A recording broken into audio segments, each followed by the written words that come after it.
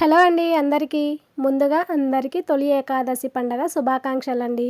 అందరూ ఎల్లప్పుడూ సుఖ సంతోషాలతో ఆయురారోగ్యాలతో క్షేమంగా ఉండాలని మనస్ఫూర్తిగా ఆ దేవుణ్ణి వేడుకుంటున్నానండి. అందులో అందరూ బాగుండాలి, అందులో నేను కూడా ఉండాలని కోరుకుంటూ ఇవాల్టి వీడియో అయితే షేర్ చేస్తున్నానండి.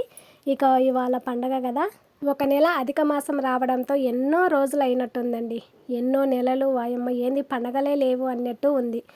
ఎప్పుడో ఉగాది, శ్రీరామనవమి మార్చిలో ఏప్రిల్‌లో అయిపోయిందండి. ఇంకంతే, అప్పటి నుంచి పండగలే లేవు. ఇప్పుడు కదా పండగ, తొలి ఏకాదశి పండగతో పండగలన్నీ స్టార్ట్ అయిపోతాయండి. ఇక ఉగాదితో పండగలన్నీ అయిపోతాయి కదా. అదే అండి మన భారతదేశంలో గొప్ప సంస్కృతి అనేది ఇదే అనమాట. పండగలు ఇంక నెలకొకసారి, అమావాస్యకొకసారికి వస్తూనే ఉంటాయండి.